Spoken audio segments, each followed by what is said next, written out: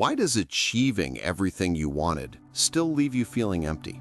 Because your self-worth is tied to accomplishments you can't actually control. And that's the trap that keeps successful people miserable. I'm going to show you the exact framework Dr. K uses to separate your identity from outcomes so you can finally find peace. This isn't positive thinking. This is ego dissolution. By the end, you'll have a complete system you can use today to stop suffering from your own success. And if you stay until the end, I'll reveal why the best moments in life have nothing to do with achievement. Welcome back to Deeper Dudes. But first, let's talk about why you can't separate accomplishments from self-worth, unless you also separate failures from self-worth. You made the money, got the promotion, built the business, and you still feel like it's not enough. Or worse, you feel like you're a fraud who doesn't deserve it. Research shows that high achievers are more likely to experience imposter syndrome and chronic dissatisfaction despite objective success. This isn't because you're broken. It's because nobody teaches us how to untie our identity from our results. What a load of crap that we're told to chase success, but never taught what to do when we get there. Here's the truth about achievement that changes everything. You don't actually accomplish anything. You can only control your actions, never the outcomes. And I know that sounds crazy, but stay with me. This is what Dr. K explained to Chris Williamson, and it completely reframes how we think about success. The best doctor in the world can't save a life. Think about that. They can perform surgery perfectly, they can prescribe the right medications, they can do everything right. But they can't control whether the patient lives or dies. That's not in their hands. The outcome depends on the patient's body, their genetics, how quickly they got to the hospital. 1,000 variables the doctor never touches. And here's what that means for your achievements. You don't control whether your business succeeds. You control your actions, your decisions, your effort. But the market, the economy, your competitors, luck, that's all outside your hands. You don't control whether people like your work. You control the quality of what you create, but their taste, their mood, their biases, not yours to manage. You don't control whether you get the promotion. You control your performance. But office politics, budget cuts, who your boss likes, that's not on you. This is the fundamental truth that dissolves suffering. The only thing you actually control is what you do and sometimes what you think. Close your eyes right now and notice what you can actually control in this moment. Your breath, you can control that. Your movements, you can decide to move your hand or not. Your attention, you can choose where to focus, though thoughts will wander. And that's it. That's the complete list of what you actually control. Everything else, every outcome, every result, every achievement is influenced by your actions, but never fully controlled by you. When I was building my first business, I tied my entire identity to its success. Every win made me feel like I was finally worthy. Every setback made me feel like a failure as a person. And even when things were going well, I couldn't enjoy it because I was terrified of losing it. Because if the business was me, then losing it meant losing myself. This is why tying your self-worth to outcomes guarantees you'll never feel good enough. It's the moving goalpost problem. You think making $150,000 will make you happy. You get there and suddenly you need $300,000. You think hitting 1 million will finally be enough. You hit it and now you're looking at 10 million. The goalpost keeps moving because the problem isn't the goal. The problem is tying your worth to something external that you don't actually control. And society conditioned us into this trap from day one. You got good grades and people said you were smart. You won the game and people said you were talented. You got the award and people said you were special. So your brain learned accomplishments equal worth, and now you're stuck in a cycle where you can't feel good about yourself unless you're achieving, and you can't enjoy your achievements because you're already worried about the next one. But here's where it gets interesting. There are two paths out of this trap. Path 1 focus on actions, not outcomes. Path 2, dissolve the ego entirely. Let's start with path 1 because it's more practical and you can use it today. Before we go any further, I want to pause for something important. None of what we've been talking about matters if we don't have the energy and clarity to actually implement it. We all know what it feels like to wake up exhausted. No energy, poor focus, and zero motivation. We also know what it feels like when we get good, restful sleep, targeted therapy, and the right supplements. I've personally tested more things than you can imagine. I'm like your personal guinea pig. Everything I have listed in the description below is science-backed and extensively tested. And if you grab anything through my links, you'll be supporting this channel at zero cost to you. Thanks for taking a look. Now let's get back to it. If this is helping, please hit that like button so more men can find it when they need it most. And drop a comment. What accomplishment have you been tying your self-worth to? Let's unpack this together. Here's how Path 1 works.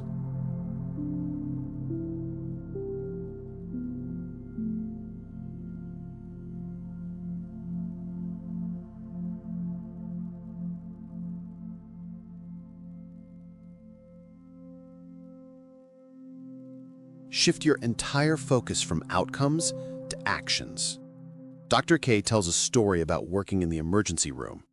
3 gunshot wound patients come in at the same time, all critical, all dying.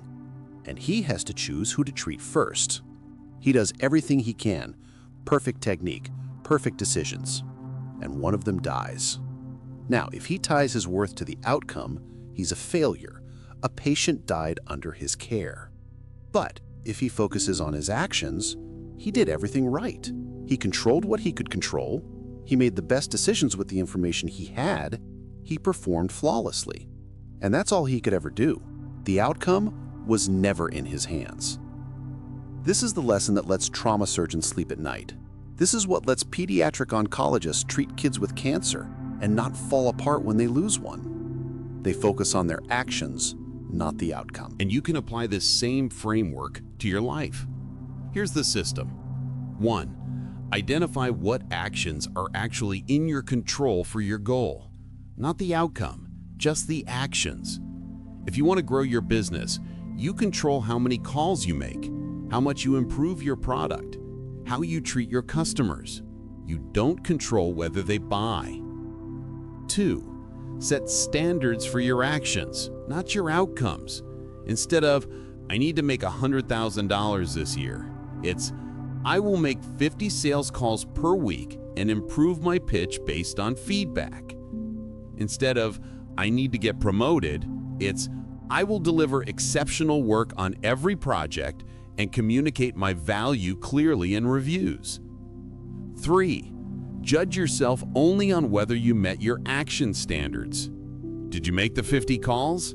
Then you succeeded, regardless of how many said yes. Did you deliver exceptional work? Then you succeeded, regardless of whether you got promoted. This is what you can be proud of. This is what you can feel good about. Because this is what you actually did. The outcome is just information. If you made 50 calls and got 0 yeses, that tells you something about your pitch or your market. It doesn't tell you anything about your worth. When I started applying this, everything changed. I used to feel like garbage when a project didn't perform well. Now I ask, did I do my best work? Yes. Did I control the actions I could control? Yes. Then I succeeded. The outcome is just data for next time. You can be disappointed in a result. That's healthy. That's information. But you can't be ashamed of an outcome you didn't fully control. That's insane. It's like being ashamed that it rained on your wedding day. You didn't control the weather. Now, if you didn't prepare, if you didn't do the work, if you didn't control your actions, then shame is appropriate. That's on you. But shame about outcomes, about results you couldn't fully control, that's just suffering for no reason. And this leads directly into path 2, dissolving the ego entirely. Because here's the truth. The reason you suffer over outcomes is because you have an ego that identifies with them. And if you can dissolve that ego, you become free. So what is the ego? The ego is the story you tell about who you are. I'm a podcaster. I'm a winner. I'm successful, I'm a failure, I'm a man, I'm a father. These are all ego identities. They're labels, abstractions, stories. And here's what Dr. K points out that's so profound. These identities are not real things. You can't X-ray a winner. You can't biopsy success. You can't put your identity under a microscope. These are concepts, abstractions of the mind. They're useful sometimes, sure, but they're not you. So what are you actually? You're a bundle of sensory experiences. You're the person experiencing sight, sound, taste, touch, smell, thoughts, emotions. That's it. That's the only you that actually exists. Everything else, every label, every identity, every judgment is a story your mind tells. And the moment you identify with that story, you open yourself to suffering. Here's why. The moment you become number one, you can become number two. The moment you're a winner, you can become a loser. The moment you're successful, you can become a failure. The ego creates the possibility of losing what you think you are, and that's where all the suffering comes from. Psychedelic research backs this up in a fascinating way. Studies on psilocybin and MDMA therapy show that ego death experiences, moments where people lose their sense of separate self, predict healing from trauma better than any other factor. Not the dose, not the setting, the degree of ego dissolution. Because when the ego dissolves, the suffering dissolves with it. You're no longer defending an identity. You're no longer terrified of losing who you think you are. You're just experiencing life as it unfolds. Kay shares this incredible story. He graduated medical school with 2 awards, top of his class, and he didn't attend the graduation ceremony.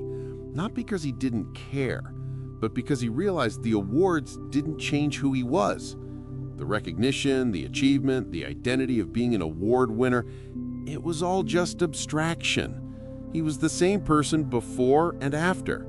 So why chase the validation? Why tie his peace to something so ephemeral? And here's the paradox. When you stop tying your ego to outcomes, you often perform better because you're not paralyzed by fear of failure. You're not distracted by what people think. You're just focused on the action in front of you. Compassion is one of the fastest ways to dissolve ego, because compassion shifts your focus from how do people see me to what does this person need? It's ego dissolving because it takes you out of yourself. When you're truly focused on helping someone, there's no room for self-judgment. There's no room for worrying about your identity.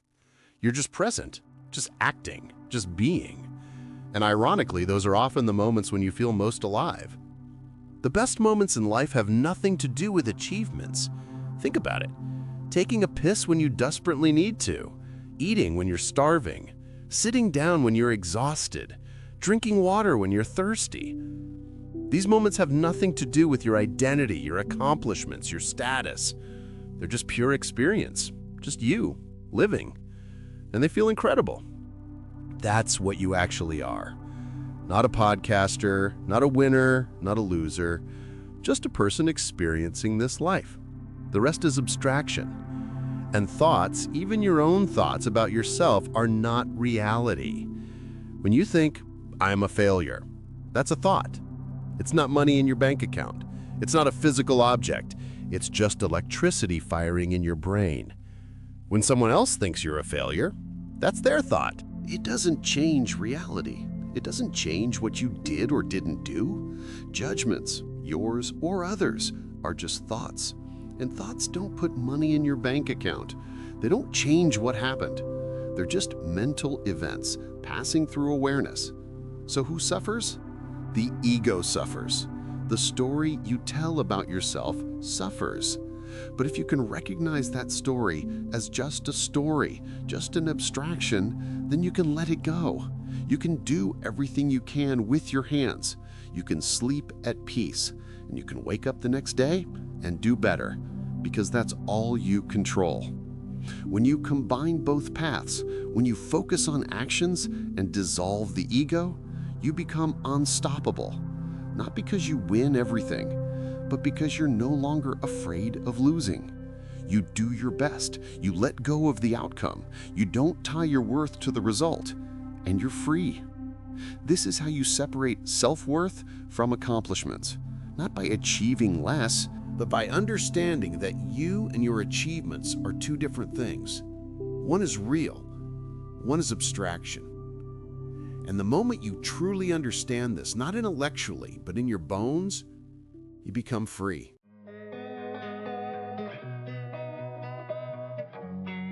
Drop a comment. What accomplishment have you been tying your self-worth to? Let's unpack this together. Well, that's it. Thank you for taking the time to watch this video. If you found it helpful, please be sure to give it a like and maybe even subscribe to Deeper Dudes. And hit the notification bell so you don't miss any new videos. It all helps the channel more than you know. And it also tells us that we should make more content like this. We post videos every other day that tackle real challenges men face. Remember, struggling doesn't make you weak, it makes you human.